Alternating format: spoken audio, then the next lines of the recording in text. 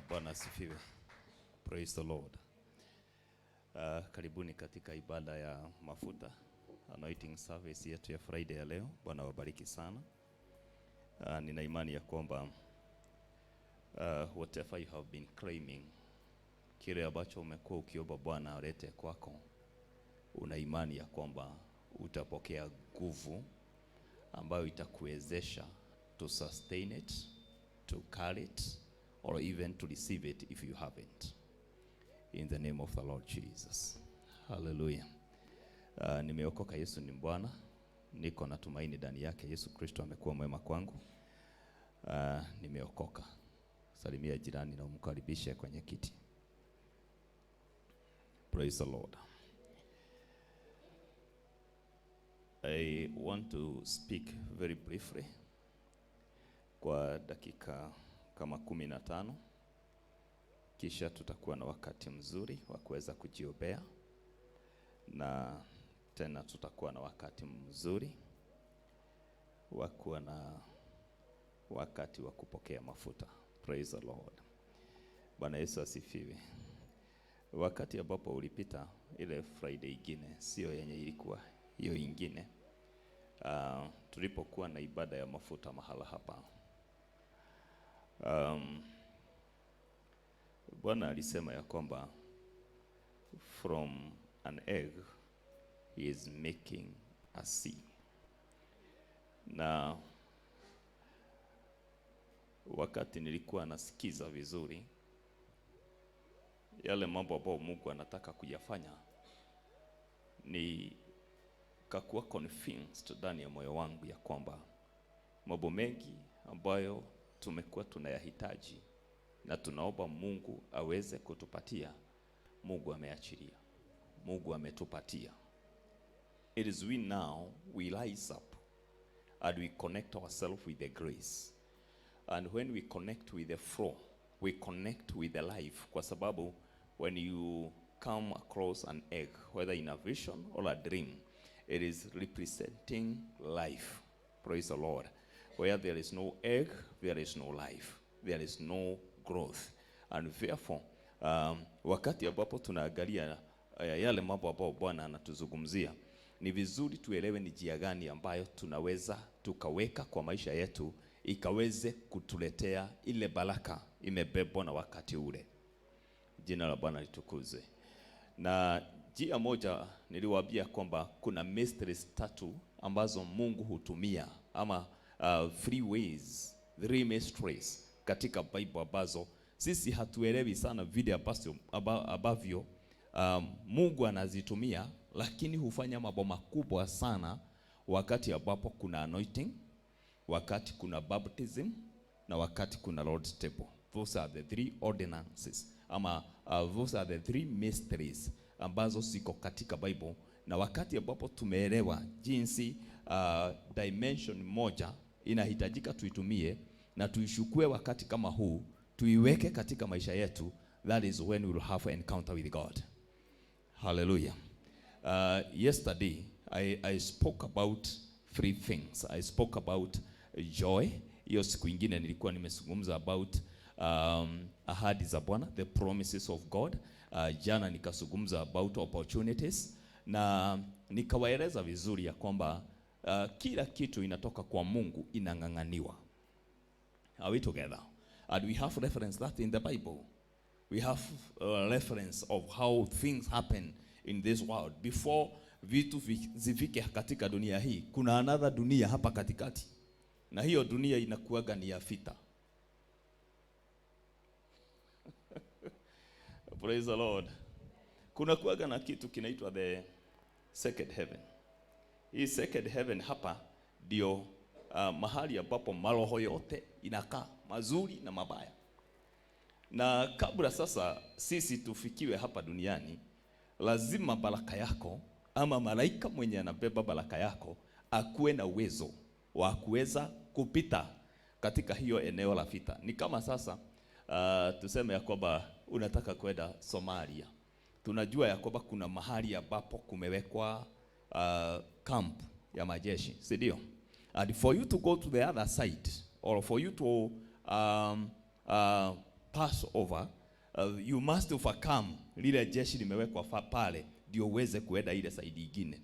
Na hivyo ndivyo katika ulimwengu wa roho kulivyo. Ndio ukaweze kupokea kitu chochote katika dunia hii, you must be strong. Na Bible inasema katika Proverbs 24 and verses 10 that if you fail, if you falter in the day of battle, your strength is small. Praise the Lord. Bwana Yesu asifiwe. Proverbs chapter 24 mstari wa 10. Ningependa tuweze kuwekewa kwa screen zetu. Tuangalie vile ambavyo Bible inatusaidia, alafu ni connect with other two verses.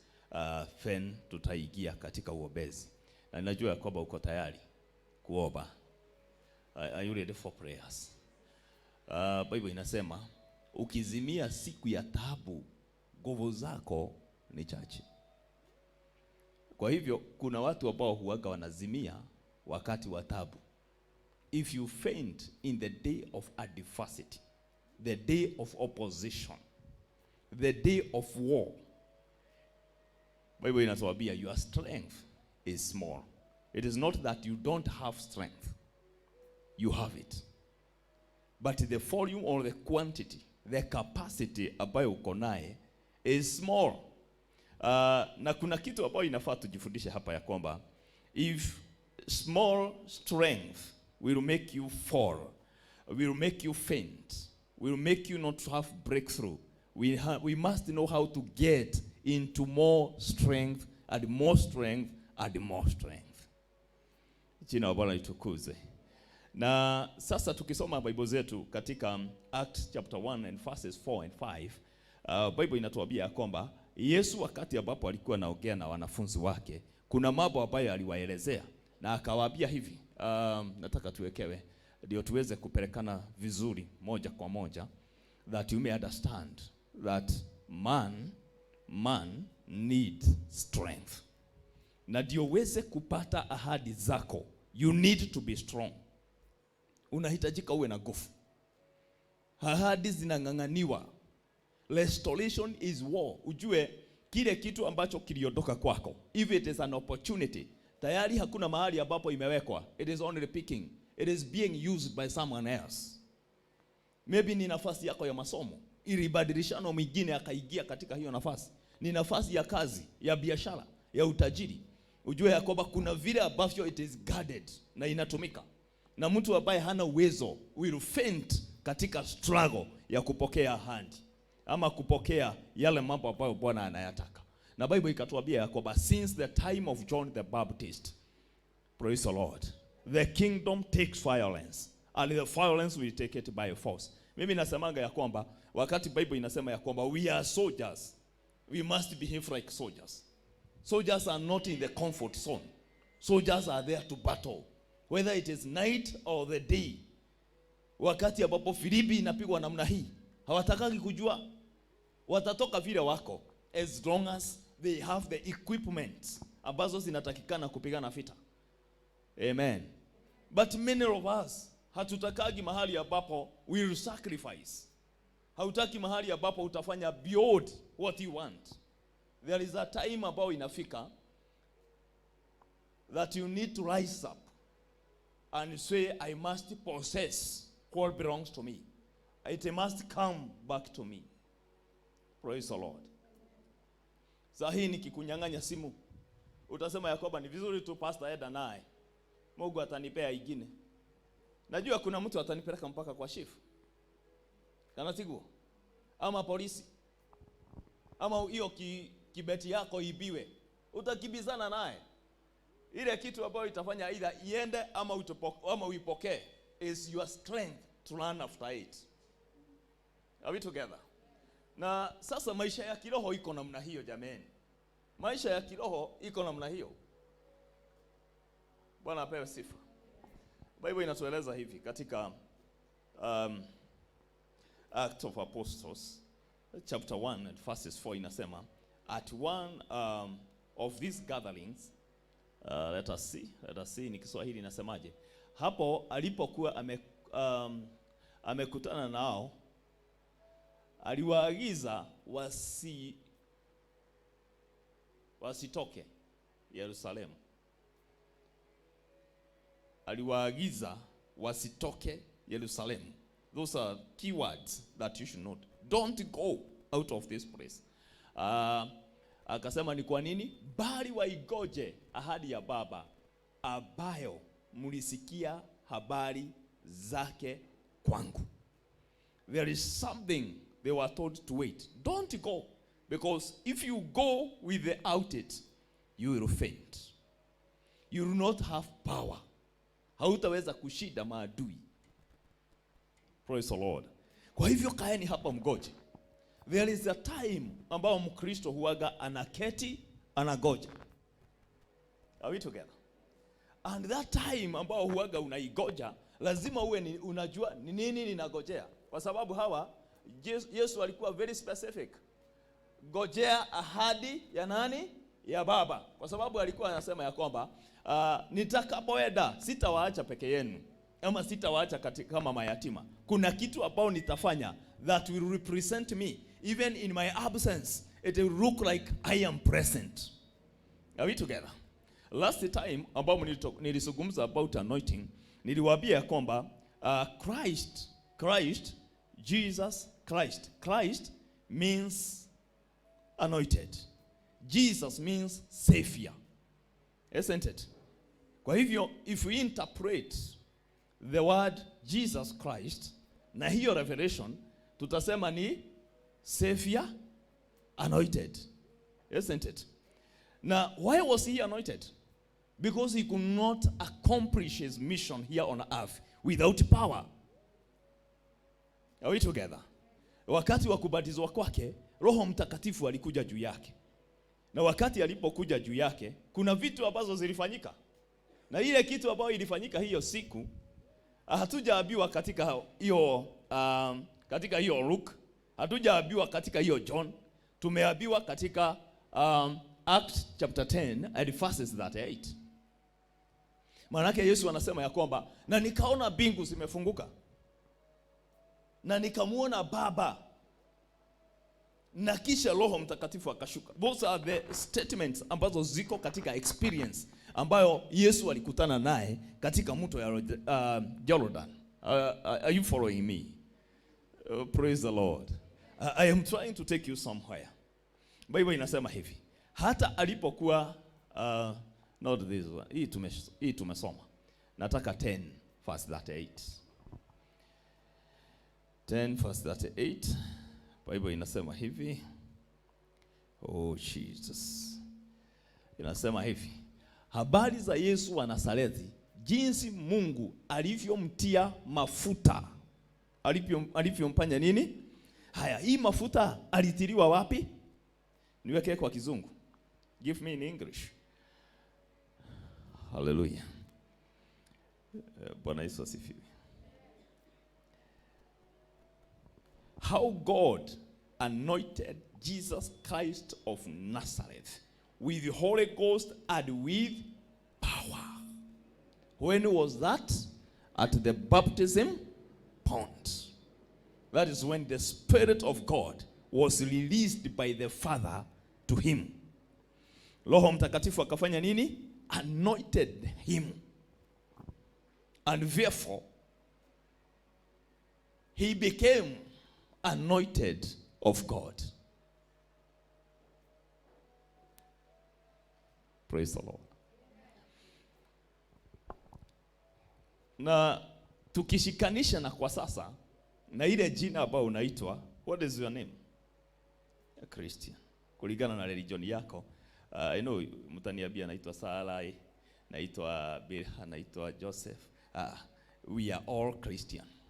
Isn't it? So, that Christian name, there is the power it carries. Because it comes from Christ, who is anointed. So, Christianity attaches you with the anointing, with the power. Tusalimiane, Bwana asifiwe. Praise the Lord. I'm talking about anointing, because anointing is the supernatural power that comes from God to enable men to do what they cannot do without intervention of the Most High God. Na kwa hivyo wakati ambapo mafuta yanakuja juu ya maisha ya mtu, kitu ambacho huwaga inafanya ni kukupatia nguvu to perform a certain task. Today, as we speak here, tunaongea kuhusu restoration. Isn't it? I know there is power, there is grace that is required for you to receive the joy of his salvation. I know there is power that is required for you to take back, because things are taken and not given. There is power that you need to take back the opportunities. There is power that you need to receive back the promises of God. That is why we are here this afternoon. And I am believing God ya kwamba kuna opportunities zinakuja kwako. You are receiving power this afternoon. Hey, the joy of Lord's salvation will be back to your life again in Jesus' name. Ahadi za Mungu ambazo amezifanya na wewe, na ukasikia wasiwasi ya kwamba Bwana amesema hivi na hivi, they are coming back. Yesterday wale tulikuwa katika ibada, niliwaambia kwamba go and claim what you feel that is taken away from you. Because wakati tunaongea kuhusu restoration, tunaongea kuhusu kitu ambacho it is already released from God. And whatever God speaks, he has already released it for you to take. I remember there is a prophecy ambayo ilitoka hapa ikisema hivyo, yale mambo ambayo mnaniitisha tayari nimeachilia, yako wapi na hatuna? That is a question we should ask ourselves. Or even that is the conversation we should have. Where is it? Iko wapi? Iko wapi? Hii mambo ya Mungu inataka mtu ako na nguvu. Hii mambo ya Mungu inataka mtu anaelewa ya kwamba at some point I need power. I need anointing. Hallelujah. Praise the Lord. Oh, shakapaka robazataya. Labo sheke malazokaya. Praise the Lord.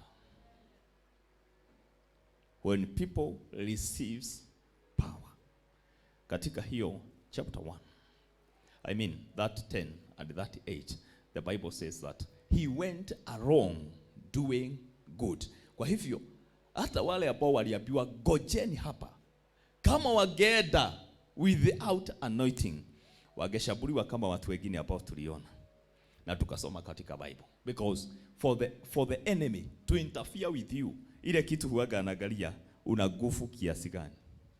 Ukianza kupigana vita, lazima tuangalie, ama lazima uangalie, upimwe vizuri katika ulimwengu wa roho, una nguvu kiasi gani ya kupigana hiyo vita. Kama hauna nguvu, you will just get tired. Na useme ya kwamba hata hiyo maombi ambayo ninafanya hakuna kitu inanipatia. Hiyo maombi ambayo ninaomba haina matokeo. Hiyo kufuga ninafuga hakuna kitu. Because you don't know the mystery of power. And you don't know how you receive the power to battle. Kila mtu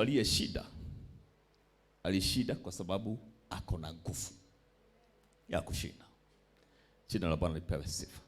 And this afternoon, I am believing God that there is someone in our midst who will receive power and will be able to claim back. Atang'ang'ania kile kitu ambacho anahitaji, ambacho Mungu amemwahidi, ambacho Bwana ameachilia kwa sababu yake, na ataweza kutembea nayo kwa jina la Yesu Kristo. In the name of the Lord Jesus. In the name of the Lord Jesus. Chapter 1 verses 8 inasema ya kwamba wakati waliambiwa ya kwamba you wait until you receive the gift of the power. Let me tell you, the one attribute of the gift of the power of God is power. Let me repeat that. One quality moja ya gift ya Mungu ambayo ilikuwa inagojewa is power. But you shall receive power when the Holy Spirit has come upon you. And when that power comes through the Holy Spirit, there is what it makes you to become. Kwa hivyo, this power from God comes to change men. And every change comes from the point of revelation. Hautakuwa na kitu chochote ambacho hauna understanding ama ufunuo yake. Jina la Bwana lipewe sifa. Are you ready for the anointing? Are you ready for it? Then stand up on your 2 feet. Uinue mikono. Uambie Bwana ya kwamba, Father, let this be the time. Let this be the day that, Lord, your power, not the power from elsewhere, but the power that comes from God, to enable man in form of anointing. Oh, shakapo koridiriba. Lozada bazaka toroba sheketeli babosha. Katika jina la Yesu. Katika jina la Yesu Kristo. In the name of Jesus Christ. In the name of Jesus Christ. I want you to pray for yourself.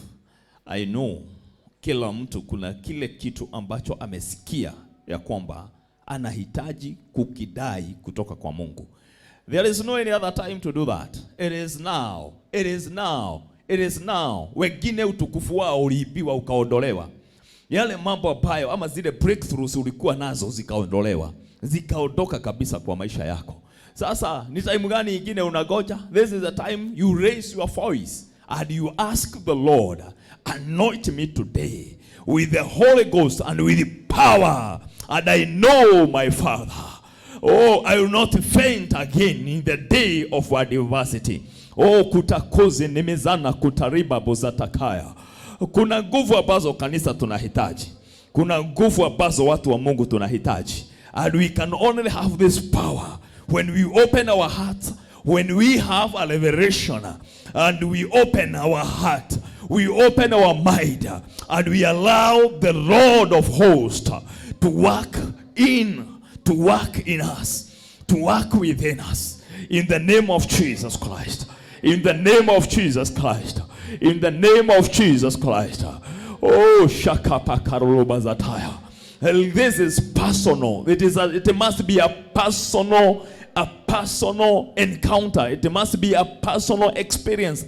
Likuwe ni jambo lako na Mungu. Ni kwa sababu wewe ndio unajua ni kitu gani umepoteza kwa maisha yako.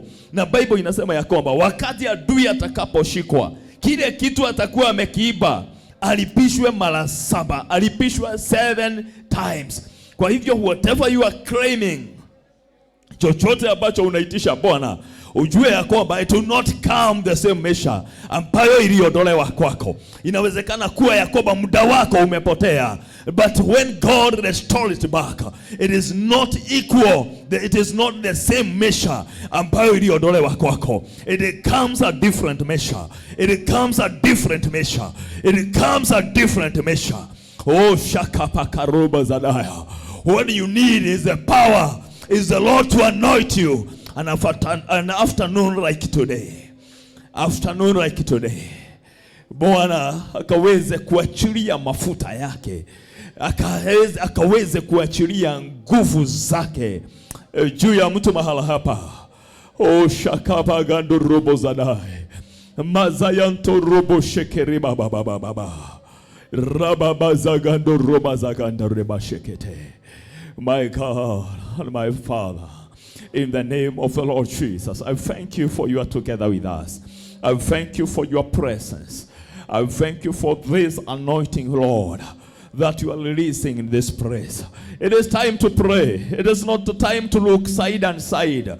It is time to close your eyes and you call upon the name of the Lord. Ukijua ya kwamba kuna wakati ambapo Yesu alisema ya kwamba na msitoke hapa mpaka mpokee ahadi ya Bwana. Oh, na wakati hiyo ahadi ya Mungu ilikuja, the Bible says that God gave them power and they went along witnessing. Read this afternoon, in the name of Jesus Christ, the Holy Ghost ambayo iliachiliwa na Bwana juu ya Yesu Kristo, na nguvu ambazo zilikuja juu yake, akakuwa anointed of God, zikashuka juu yako mchana wa leo. Fungua moyo wako, fungua moyo wako. Nataka nikueleze mpendwa, kuna wakati ambapo hakuna mtu mwingine ambaye atapokea kwa niaba yako. There is no one else who will receive it on your behalf. There is no one else who will claim it on your behalf. Wewe ndio utang'ang'ania, wewe ndio utaitisha, wewe ndio utapigania. Kile kitu unahitaji kirejeshwe kwako. Shakapakaruba zaka. Wewe ndio utaita Bwana kwa sababu yake. Tozeke mazaka tereba baba zakataya. Lopekezina bazaka tariba. Ruposaka tapaka zalagando robo sheketaya. In the mighty name of the Lord, pray in the Spirit. Pray in the Spirit. Pray and you feel that you are flowing in the Spirit. Omba na usikie kwamba unazama katika nguvu za Bwana. Omba na usikie unazama katika nguvu za Bwana. Unajua namna gani kama hii ndio siku ambayo Bwana ameifanya ya kuweza kukomboa maisha yako, ya kuweza kuleta amani kwa maisha yako, ya kuweza kuleta nguvu mpya kwa maisha yako, kurejesha opportunities zako, furaha ya Bwana, ya kutumikia Bwana, ya kufanya mambo ya kiungu katika maisha yako. Shakapakaruba zadaya. Unajuaje kama hii sio wakati ambao Bwana analeta ahadi ambazo amekuahidia wewe through prophecies, through the word, through the servant of God. Shakapakozinda mazakataraba. Mazakatapakazokotoroba. Wenye mnaomba kwa lugha, izama kwa hizo lugha. Igia kwa hizo lugha, igia kwa hizo dini. Uthiome dhini wale twalia Yesu katika jina la Yesu. Katika jina la Yesu. Katika jina la Yesu. Jiachilie kabisa, jiachilie kabisa. Don't let your mind, don't allow your mind ikuwe ndio itadivert attention yako kutokana na kile Mungu anataka kufanya na wewe. Usiruhusu mawazo yako iweze kukuondoa kwa ile mpango Bwana ako naye kwako na sababu ya Bwana kukuleta katika ibada hii. Don't allow anything shakabalalabush nje yako ama ndani yako ikutoe katika uwepo wa Bwana, ikutoe katika kusudi la Bwana, ikutoe katika mpango wa Bwana wa kukuleta katika ibada hii ya leo, wa kukuleta mahala hapa katika jina la Yesu Kristo. In the mighty name of the Lord, in the mighty name of the Lord. Opportunities za biashara, opportunities za kutumikia Mungu, tekapakazene, financial opportunities. Ropa sayanta riri baba. Repeke zoto pakaraka zanaganda. Repakozene mazakatara baba. Oba kabisa, oba kabisa, oba kabisa. There is grace ambao inakujanga Bwana anaachilianga wakati wa upako. Kuna neema ambao Bwana huachilia wakati kama huu. It is for you to persevere by opening your heart, by opening your heart to paseka tepeseke topokozana mazaka rekozete pakazini kinalalaba repakazirilianda. Let the Lord find you today. Bible inasema ya kwamba I have found my servant David. After finding him, he anointed him. Be found today. Si ukuwe wewe ndio utapatikana siku ya leo kama vile ambavyo Bwana alimpata Daudi na akaachilia mafuta juu yake. Siku hii ya leo wewe ndio ulia hapa, wewe ndio ulia hapa. Si ufungue moyo wako, ujiweke katika hali ambayo utapatikana katika jina la Yesu, katika jina la Yesu, katika jina la Yesu, katika jina la Yesu. Pray in the Spirit. Shakapakarede ropa zatagando robazana. Claim it now. Ingangania sasa katika jina la Yesu, katika jina la Yesu, katika hiyo uwepo wa Bwana. Inganganie sasa, inganganie sasa. Shakapakaroba. Kila mtu anaelewa maisha yake, kila mtu anaelewa hali yake.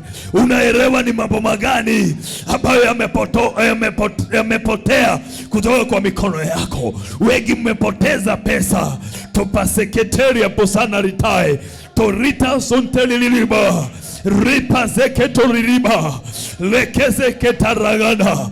Wengine opportunities ambazo Bwana ameleta kwako, they are not working for you, they are dormant. Oh, we have to claim the life of God in those opportunities. Oh, in the name of Jesus, I silence every voice of the enemy in the name of Jesus Christ.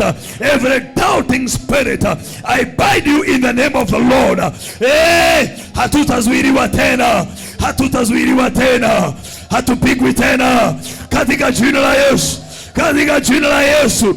Wewe ndio unajua uchungu wa kile ambacho umepoteza.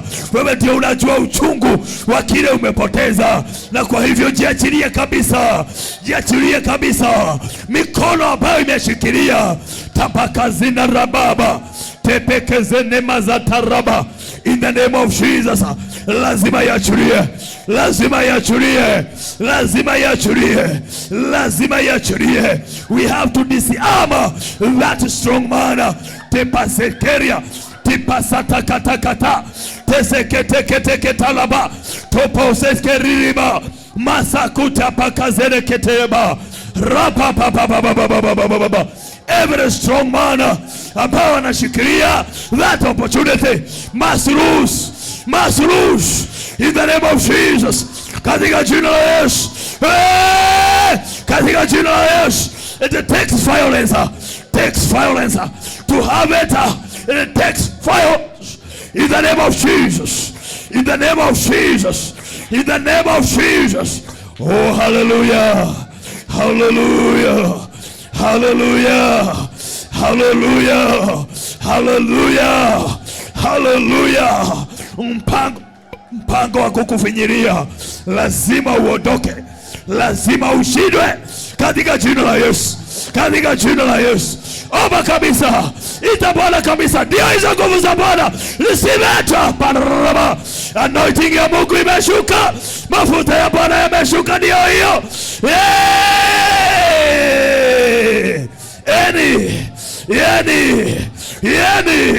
Yes, yes, yes. Sharababababababababababa.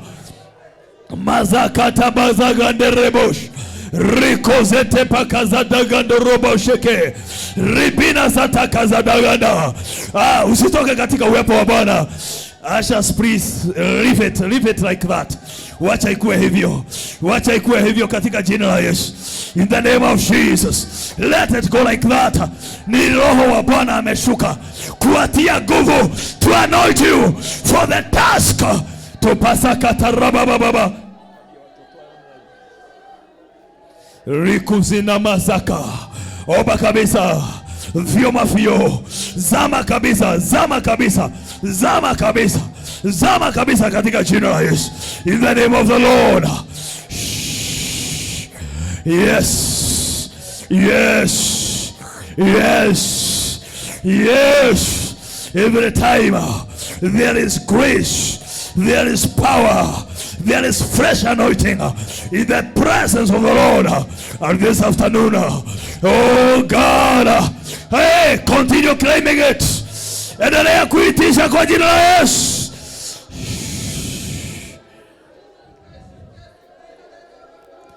Katika jina la Yesu. Kuna nguvu nyingi za Bwana. The Spirit of God is moving in this place in a big way. In a big way. Oh God.